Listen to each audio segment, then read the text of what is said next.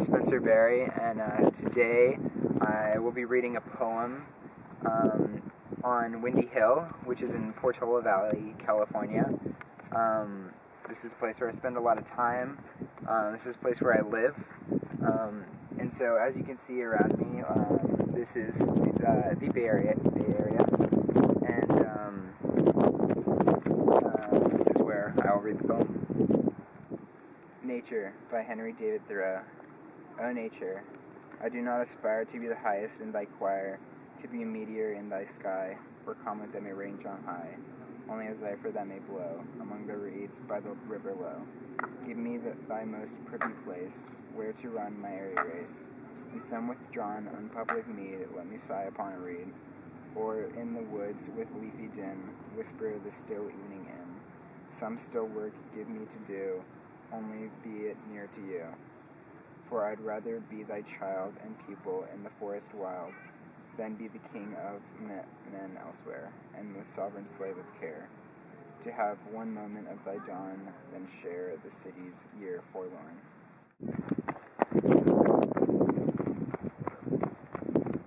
I usually end my run here when I come down from the mountain, and this is what I believe the place where Thoreau might be talking about. Someplace where it's quiet, you're in nature, all you hear are the reeds around me blowing, and this is someplace that he finds himself learning in, and so I feel like this is like an environment that definitely promotes self-reflection.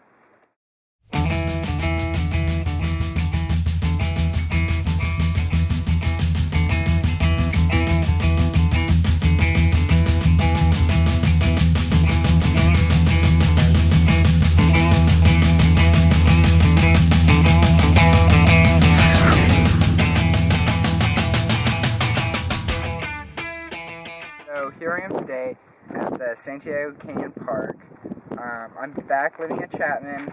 I'm just showing you guys a little bit of where I like to run down here. So to some degree, I have gained reverence for this area. Even though today I'm on my own little saunter with some of my roommates and friends. Just to have a little reflection in the poem. Thoreau mentions that he is a pupil of nature, and I feel like this is definitely true. Being in an area like this, you can learn a lot about the surroundings, the animals that live in the area, and this is something that I think is really unique about Thoreau's writing, because he describes nature as being more pragmatic than other forms of learning, because out here you see the effects that physics weighs on each other, and you also greater Orange County community, you can see the pollution problem that exists out here, and so these are really practical ideas that you witness by coming out into nature. Transcendentalism is a philosophical movement that developed in the 1830s. It started in Cambridge, Massachusetts, at Harvard University. It was started almost as an intellectual superior group of students within the school, and the core belief within the ideology is that the goodness of both man and nature are inherent. Transcendentalists believe that society and its institutions, particularly organized through religion and political parties, ultimately corrupt the purity of the individual.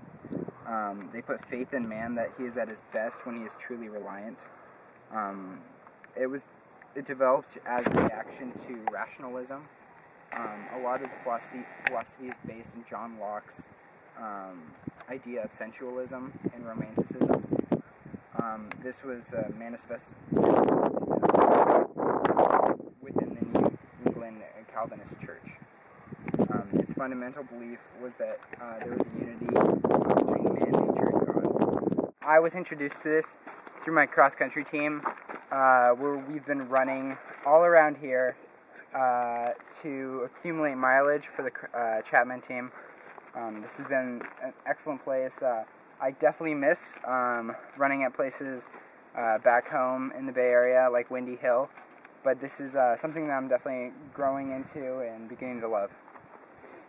Alright, so here we are in Santiago Canyon. The elements are really against us. The orange country leaves are blowing.